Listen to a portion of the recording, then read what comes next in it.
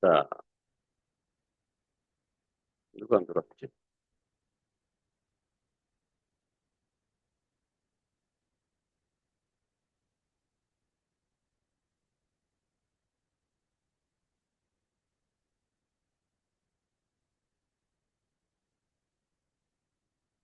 빈?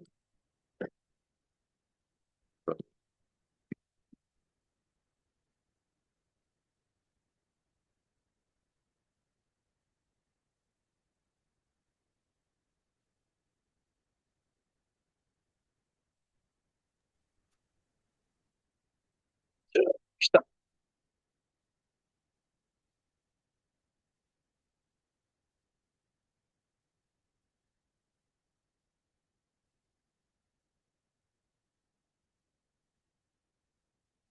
막히고.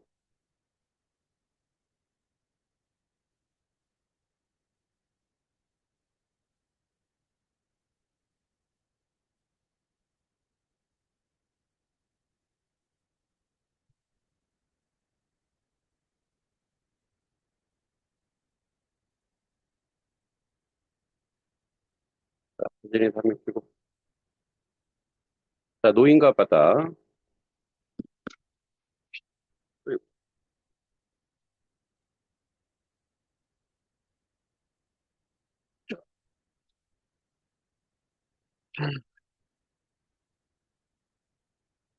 어,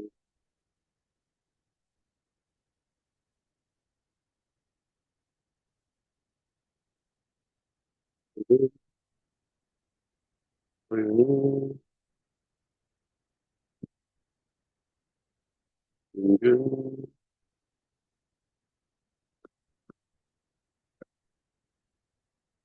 자, 얘 둘이 왜 하면 안 켜빨 하면 켜라니까. 자, 노인과 바다. 어, 다 읽은 사람. 다 읽은 사람 누구야? 윤준? 너 몇 페이지짜리야? 저 300페이지. 음, 네. 소윤이 몇 페이지까지 읽었어? 저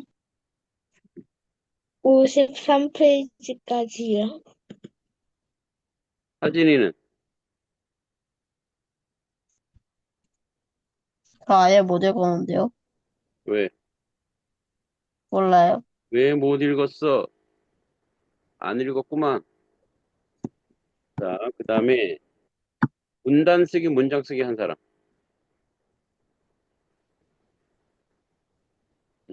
윤준. 몇 문장? 세 문단이요. 네, 문단. 소윤이는 안 했어?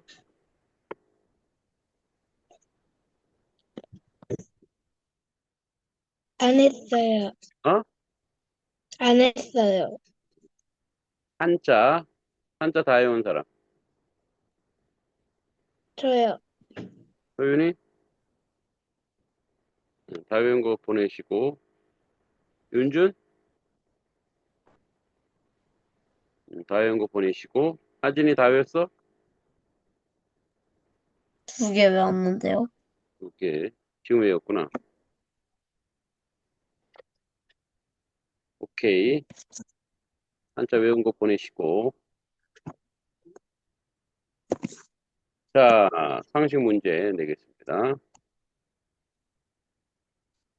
하진이, 세계에서 가장 큰 사막은 어디일까요? 사하라 사막. 사하라 사막. 그다음에 우리나라에서 가장 긴 강, 소윤이.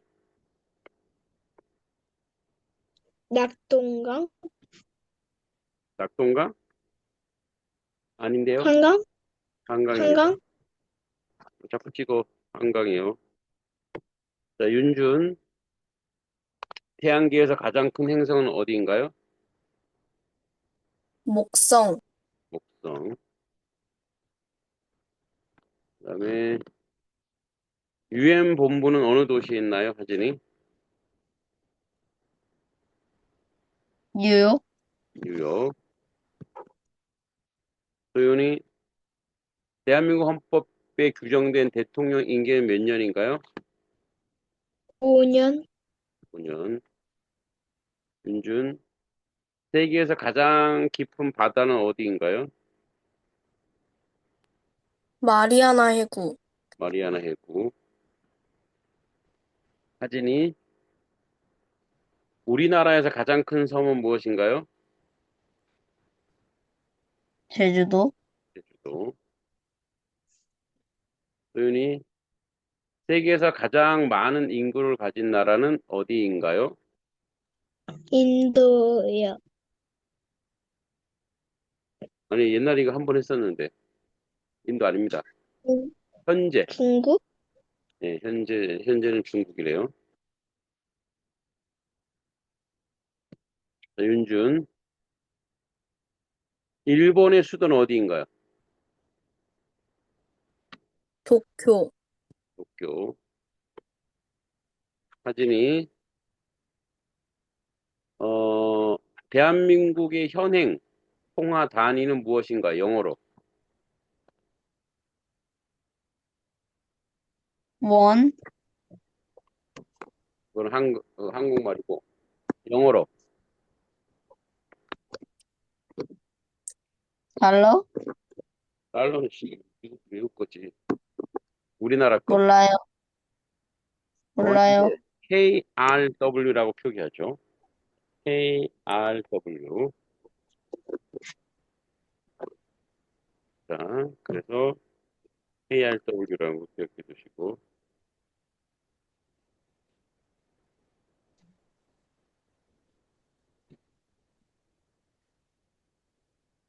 왜 안 들어가진다 그러지? 그 다음에, 음, 소연이 4년에 한 번 열리는 세계적 축구대회는 무엇인가요?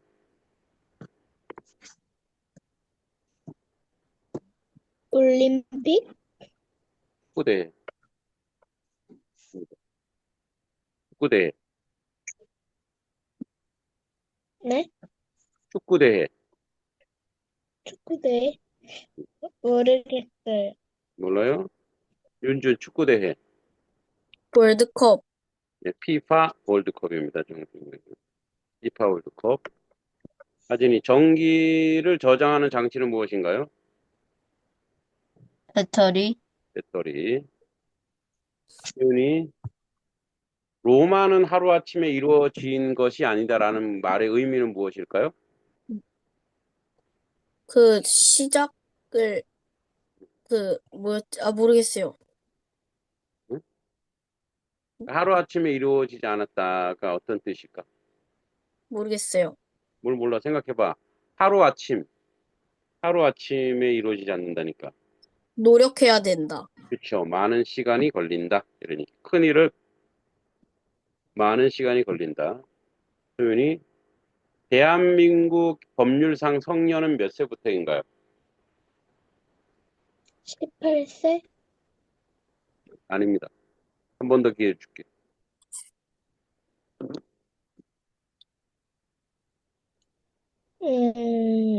20세?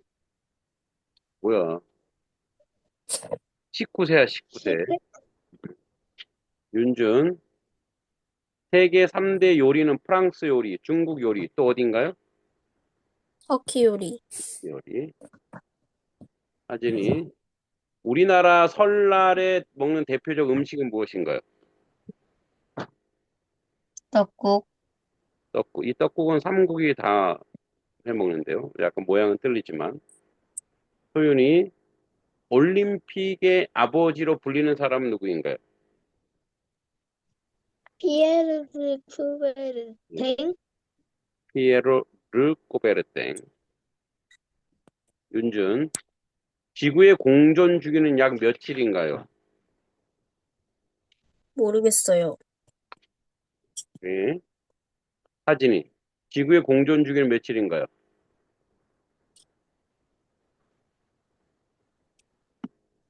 365일. 365 하고 뒤에 더 있어요.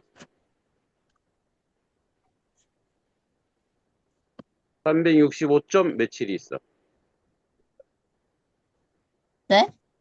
365점 며칠이 있다고. 왜냐면 윤달이라고 있기 때문에. 모르겠어요, 그건.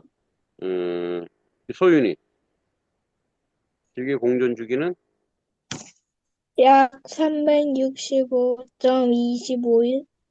5일입니다. 25일 해야 돼. 25일. 365.25일. 네. 현존하는 가장 오래된 금속 활자본은 무엇인가요? 윤준.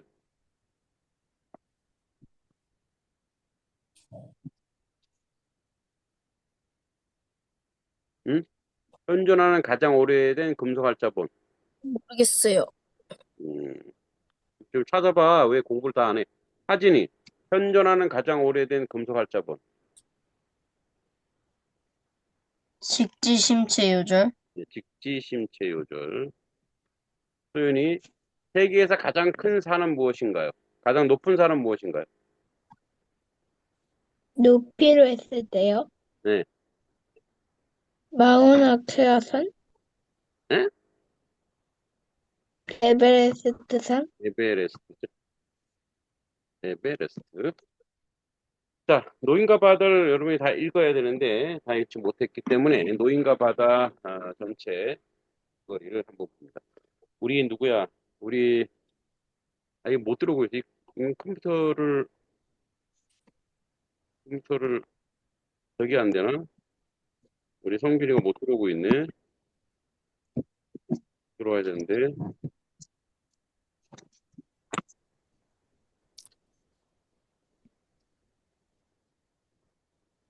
그래야지 같이 저거 하는데. 자, 하여튼 노인과 바다 우리 영상으로 전체 줄거리 한번 좀 쉽게 좀 보도록 하겠습니다. 노인과 바다.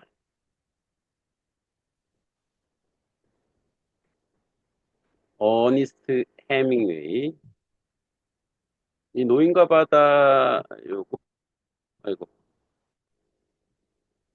줄거리보다 노인과 바다 짧은 줄거리로 보면 좋은데 그리고 자, 음, 기네 노인과 바다가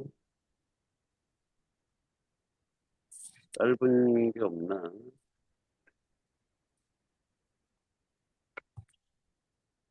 화면이 좀 나오면 좋은데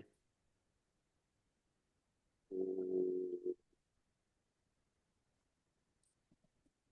이걸로 봐야 되겠다 그냥.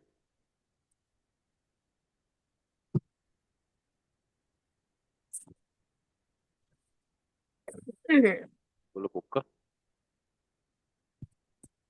지금도 많이 읽히는 것입니다. 그리고 우리 자, 노인과 바다 한번 보겠습니다.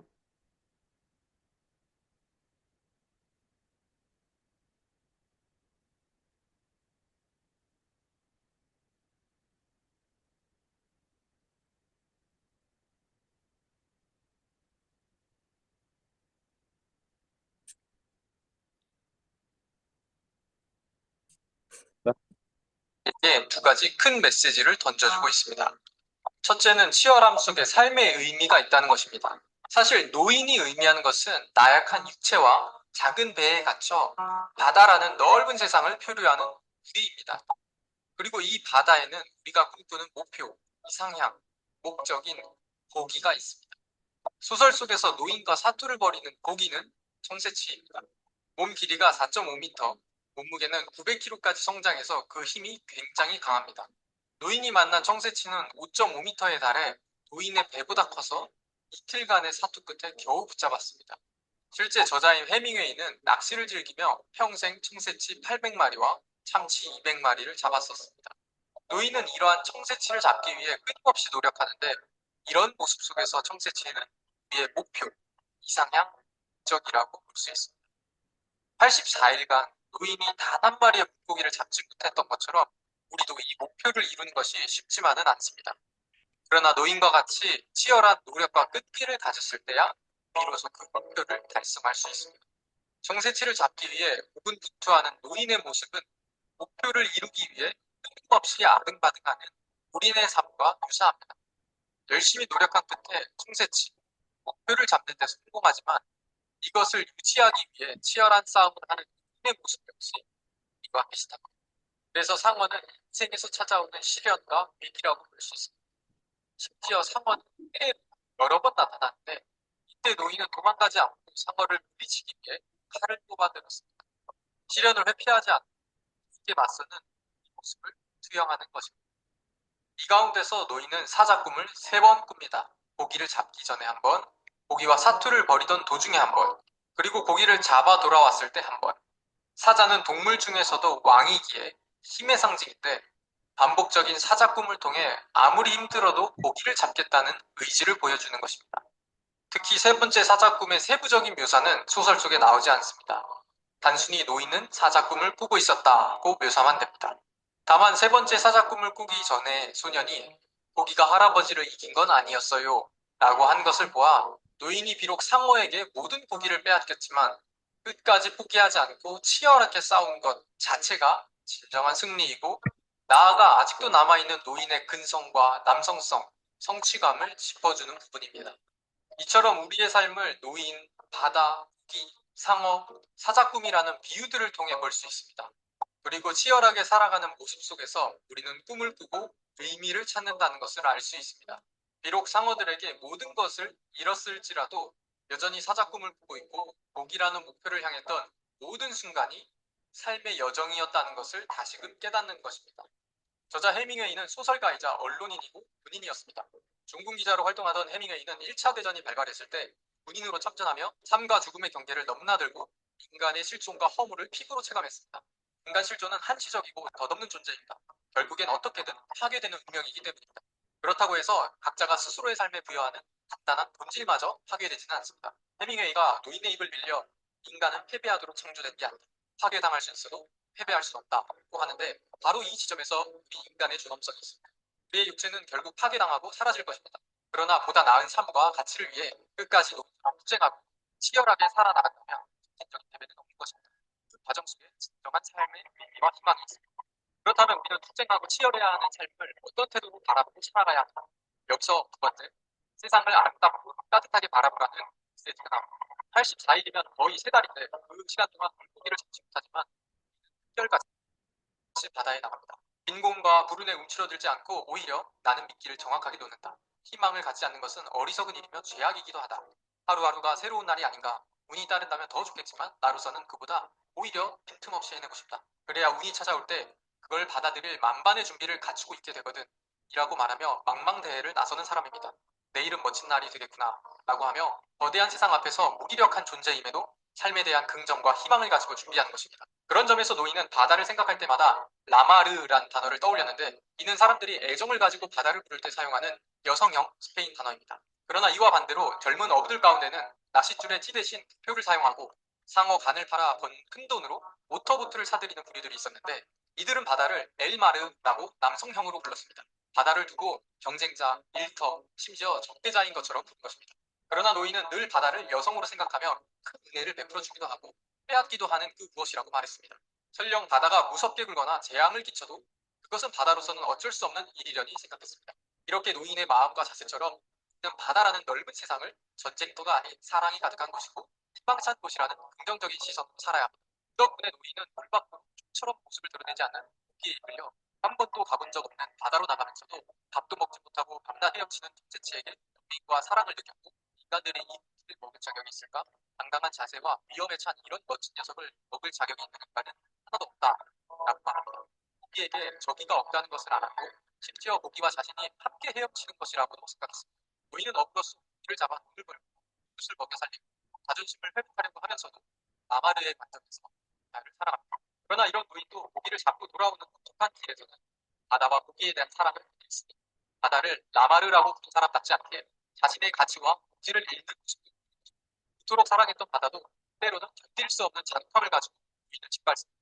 때로는 고기와 바다가 엘마르로, 때로는 라마르로 나타나는 것입니다. 이처럼 변화하는 세상 앞에서 모순되게 변화하고 요동치는 우리의 자세를 돌이켜볼 수 있습니다. 노인은 돌아와서 소년에게 내가 진 것은 고기가 아니라 고기를 잃은 이후였다라고 합니다. 이 말은 사랑했던 바다를 바라보는 자신의 태도가 변한 것 자체에 패배감을 느끼는 것이라고 볼 수 있습니다. 결론입니다. 간단한 스토리와 문장들로 이루어져 있지만 읽는 내내 우리가 노인과 같이 낚싯줄을 쥐었다 놨다가 하는 마냥 손에 땀이 납니다. 이는 삶이 얼마나 치열한 것이고 그 치열함 속에 파괴당할 수 있어도 패배하지 않는 우리의 존엄성이 단순한 스토리 속에서 엿보이기 때문입니다. 그리고 이 치열한 삶을 긍정적이고 희망을 가진 자세로 직면해야 한다는 것을 우리는 노인을 통해 배웁니다. 왜 제목이 노인과 고기가 아니라 노인과 바다였을까? 이는 우리의 삶의 목적, 고기도 중요하겠지만 그 목적을 향해 가는 과정과 태도가 나타나는 바다가 더 중요하기 때문입니다. 어릴 적 노인과 바다를 읽었을 때는 왜 노인이 고기를 두고 그렇게 사투를 벌였는지 이해하기 어려웠지만 이제는 조금 이해가 갑니다. 노인이 물고기를 죽인 것은 돈이나 살점을 얻기 위해서가 아니야. 나는 자부심을 갖고 물고기를 죽인 거야. 무엇보다 어부니까 죽인 거라고. 라고 말하는 모습에서 어부의 정체성이 고기를 잡는 것이고 소명에 가까운 그 행위가 치열할수록 정체성은 확고해지기 때문입니다. 우리 역시 자신의 정체성에 맞는 일들을 사명감을 가지고 해갈 때 존재론적인 의미를 느낄 것입니다.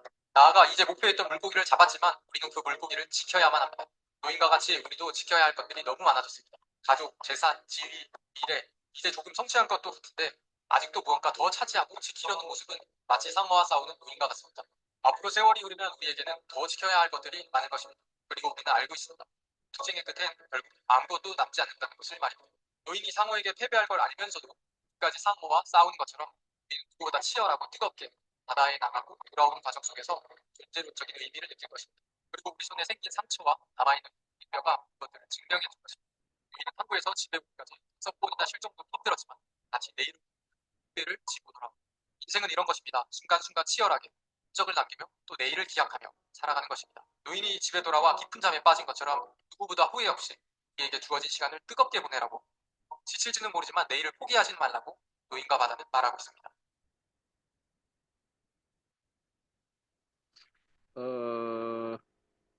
화장실에서 왔나? 이 노인과 바다 이제 전체 줄거리는 아직 안 봤는데 노인과 바다가 의미하는 게 뭔지, 그치? 뭔지. 예. 소윤이 이거 화면 보면서 영상 보면서 노인과 바다가 얘기하는 게 뭔 것 같아? 노인이랑 바다가 말하는 거예요? 음, 영상에서 느낀 거 말하는 거예요? 음, 어, 일단, 제가 그, 읽으면서 노인이 그 청새치인가 그거를 낚으려고 하는데, 노인은 처음에는 아무것도 모르다가 나중에 알게 된지, 내게 되는지 모르겠지만, 그, 거기서 그걸 낚으려고 그 노력하는 마음이랑, 그리고 그걸 낚으려고 포기하지 않고 계속 하는 것이 그거를 알게 하려고 하는 것 같았어요. 이제 그 용기를 갖고 하는 그런, 그래, 좀 많이 잘 봤네. 그래. 그다음에 하진이는 이 노인과 바다 영상을 보면서 뭘 느꼈어?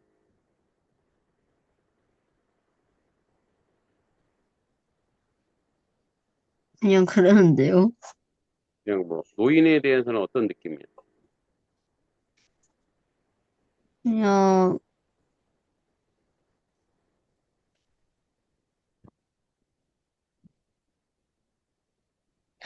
잘 모르겠는데요.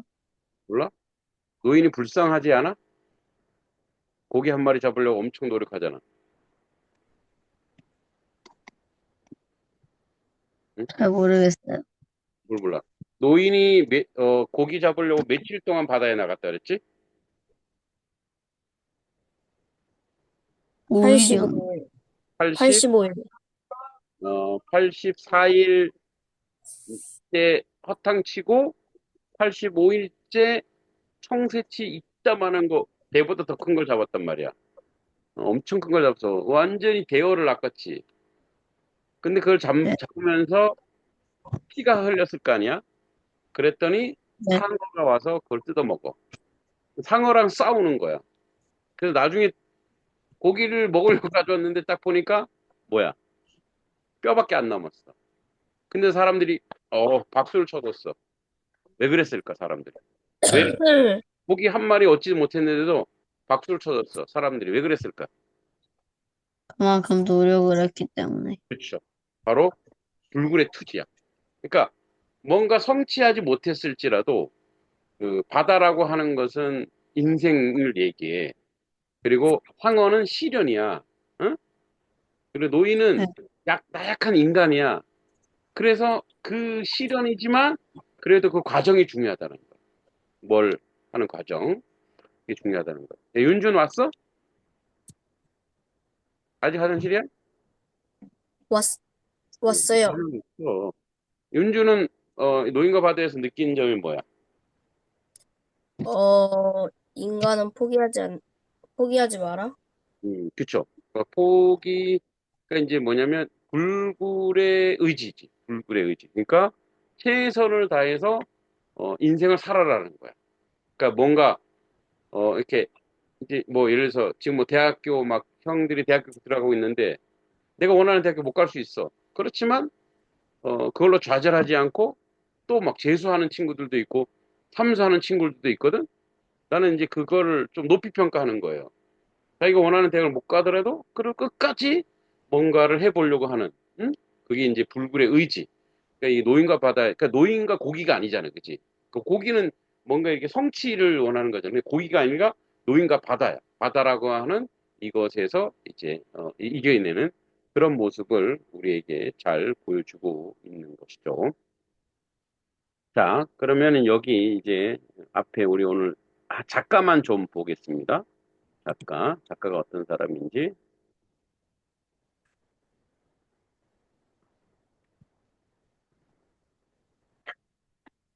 자,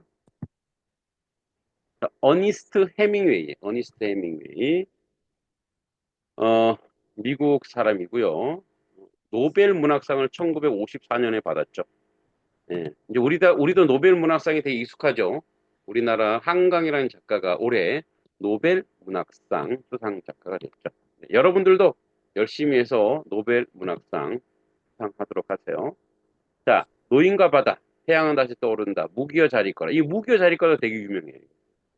누굴 위해 종을 이루는? 다 유명한 작품이죠. 예, 이런 것도 좀 볼 필요 있고. 20세기 미국 문학을 대표하는 작가로 간결하고 힘 있는 문체로 잘 알려져 있다. 그의 작품은 인간의 고난과 생존, 그죠? 그리고 용기를 주제, 그러니까 뭐야 우리가 용기, 그죠? 용기를 주제로 삼고 있다, 그죠? 그래서 짧고 단순하지만 깊은 감정을 전달한대요. 자, 배경 지식을 보면 1952년에 발표되었고 해밍웨이가 작가로서 새로운 전환점을 맞는 작품이래요. 이 소설은 해밍웨이가 쿠바에 거주하던 시절 경험과 바다에 대한 애정을 반영하고 있고 당시 해밍웨이는 문학적 평가가 허락하고 있었지만 이 작품은 그의 명성을 되살리는 큰 성공을 거두었다. 주제 아까 얘기했죠. 인간의 끊임없는 도전과 의지. 네, 끊임없는 도전과 의지. 자연과 인간의 조화. 어, 조화. 고객한테 상황한테 다 줘버렸죠. 승리와 패배 가치. 그러니까 승리했다고만 중요한 게 아니고 패배하더라도 그 가치가 있다라는 걸 얘기하고 있죠. 자, 노인. 인생의 고난과 도전 속에 의지를 취하는 인간의 모습. 바다. 삶이죠. 예. 청새치. 꿈과 목표. 예. 이렇게 보면 됩니다. 자, 다음 시간에 전체 줄거리 한번 보면서 이제 다음 시간부터 우리 독서 퀴즈 또 문제 낸 거 가지고 한번 더 구체적으로 보겠습니다. 자, 숙제 볼게요. 숙제는 자, 노인과 바다 다 못 읽은 사람들 다 읽으세요. 다 읽으면 200점. 첫 번째 읽으면 500점인데 다음 주 200점이 돼요. 자, 문단 쓰기 해보시고 다음 주 한자 요거입니다. 그죠? 꼭 읽어주시고. 자, 오늘은 여기 못 들어오네. 네, 자, 우리 다음 시간에 보도록 하겠습니다. 안녕.